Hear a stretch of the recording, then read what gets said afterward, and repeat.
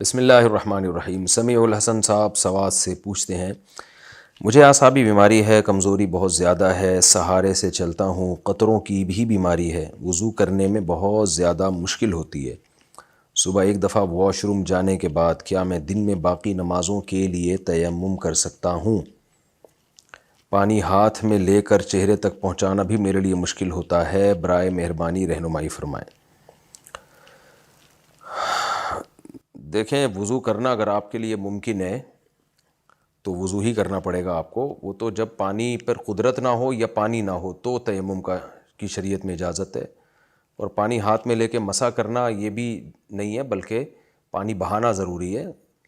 تو اب مشکل کس نوعیت کی ہوتی ہے یہ تو آپ ہی بہتر جانتے ہیں۔ اگر ایسا پاسبل ہے کہ آپ کسی کی مدد لے سکتے ہیں وضو کرنے میں، تو پھر کسی کی مدد لینی پڑے گی آپ کو۔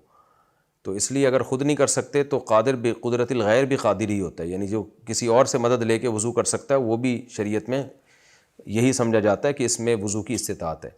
تو آپ ایسا کر لیا کریں، اس مجبوری میں جمع بین الصلاتین پر عمل کر سکتے ہیں۔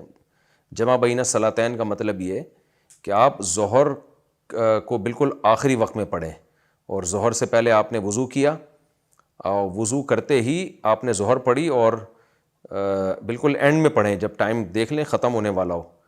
تو جیسے ہی ظہر کا وقت ختم ہوا فوراً آپ نے اسی وضو سے عصر پڑھ لی، اور مغرب کو آپ نے ڈیلے کیا عشاء کے قریب تک، وضو کر کے آپ نے مغرب پڑھی، اور جیسے ہی سلام پھیرا تھوڑی 1-2 منٹ کے بعد عشاء کا وقت داخل ہو گیا، آپ نے فوراً اسی وضو سے عشاء پڑھ لی۔ تو اس طرح مجبوری میں 2 نمازیں اکٹھی پڑھی جا سکتی ہیں، یہ قرآن و سنت سے یہ بات ثابت ہے۔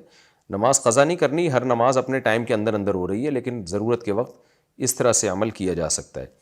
یہ بھی ممکن نہ ہو تو قطروں کا تو جہاں تک مسئلہ ہے نا، اگر بار بار قطرے آ رہے ہوں کہ پورے ٹائم میں وضو باقی ہی نہ رہتا ہو، قطرے آ جاتے ہوں، تو بھی تیمم کا حکم نہیں ہے، بلکہ پھر بھی وضو ہی کرنا پڑے گا، لیکن قطرے سے پھر وضو ٹوٹے گا نہیں، کیونکہ جس آدمی کو کنٹینیو کوئی بیماری ہو، وضو ٹوٹ رہا ہو مسلسل، تو پھر اس عذر سے اس کا وضو باقی رہتا ہے۔ تو کنٹینیو قطرے آتے رہتے ہیں اگر آپ کو، تو پھر تو یہ ہوگا کہ وضو کریں گے تو قطرہ نکلنے سے وضو ٹوٹے گا نہیں۔ اور اگر یہ بھی آپ کے لیے ممکن نہیں ہے، یعنی پانی تک جانا ہی ممکن نہیں ہے، کوئی سہارا دینے والا نہیں ہے، اور یہ بھی نہیں ہے کہ کوئی ٹب میں پانی اٹھا کے لے آئے تاکہ آپ کو آپ کے بستر پہ وضو کرا دے، پاسبل ہی نہ ہو، تو پھر تیمم آپ کے لیے جائز ہے۔